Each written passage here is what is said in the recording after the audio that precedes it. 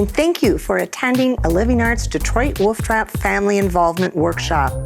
Our teaching artists can have an artful and lasting impact on the young children and teachers they encounter in the classroom.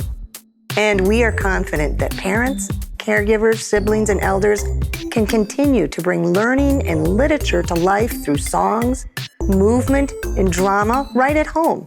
Please enjoy and use this video as a reminder and inspiration. You can be an immense influence during this time when children are playing with language, gaining information, learning about letters, words, rhyming sounds, and developing their imagination.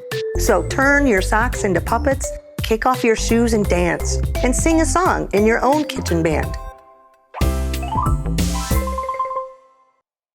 This is a firefly. Kimberly Boyd, a master teaching artist with Detroit Wolf Trap, is the dance and movement specialist in this segment.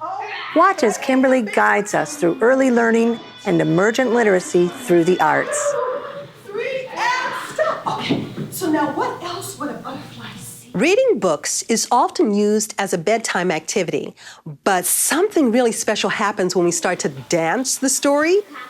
A crocodile! Let's go over and see Vanessa's crocodile. Ready, Anne? 1, 2. When we put our bodies into the experience, it really makes it personal and brings the story to life. Okay. Some of the brain and body benefits of dancing are that when we make meaningful associations between the words in the story and the concepts and the movements that we decide to do, then we get to build vocabulary, increase our confidence, and we get to understand critically and creatively what stories are about. Families with young children can make dancing stories happen during the day anytime they want to by just simply going for the verb, listening to where the action is in the story and thinking about, well, how is that going to move in my body? Is that a movement we would do in one place, or does that movement inspire us to travel through space?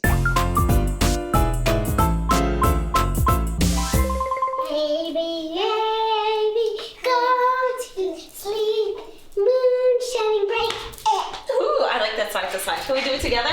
So the kids get to become choreographers. Baby, baby, go to sleep. Moon shining bright.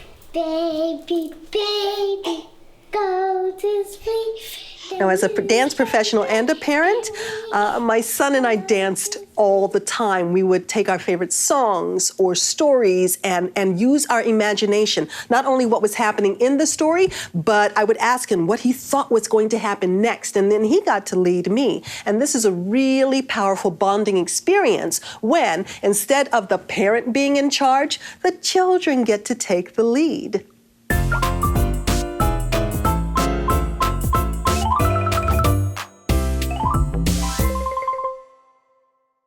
What do fairies eat? They eat seeds. Itty bitty seeds. The seed that'll pop up. The sun said, pop up, pop up. She's gonna sing the song about seeds. And I grow and grow and grow. And the parents become good interviewers by just having them fill in the blank of what movement might be possible. They move. We're going to make fireflies with our hands. Jeffrey, do you know how they would move? Yeah. How would they move?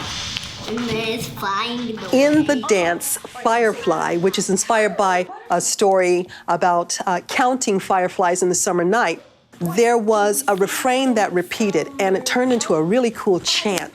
And then we left a blank, and then the kids could fill in with any kind of movement idea they wanted to. 3.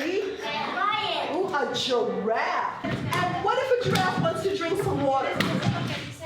Oh, can it get all the way down? And it's kind of got a... The second story that we worked on was one about me and my mom, right? And so in the story, there are beautiful pictures of baby animals and their mothers and the caring behaviors that they do. So instead of moving like the animals, this time we thought about, well, what do the people in our lives who take care of us do to show us how much they love us? And so this is a choreographed dance that we did collaboratively. So you will notice that there is a heart shape that we make with our bodies, you know, the archetypal symbol of love. Another child contributed the fact that the way that the babies get rocked and sung to as a beautiful way to show how much you love someone. And then the kids talked about how they really loved it when their parents did things with them like watch television or play video games. So there's a moment where we dive down on the floor and we do that. And then we end, of course, with hugs and kisses, which was the basic idea of the book. All the different ways that other animal species also nuzzle and caress and care for each other. So the idea of choreography is simply that you decide what movements to do, decide what order they go in, and repeat them every time. And once again, you let the kids be the choreographers by allowing them to decide how the movements are strung together and what movements are done. You know how like you read your favorite book over and over again? Well, this allows us to come back to the same story over and over again, and it's different every time, and we never get tired of it. What do we see in the summer night? Fireflies, fireflies burning bright. How do they move? Count 1, 2, 3, like a spider. Ready? Now let's see. 1, 2, 3. What do we see in the summer night? Fireflies, fireflies burning bright. How do they move? Count 1, 2, 3.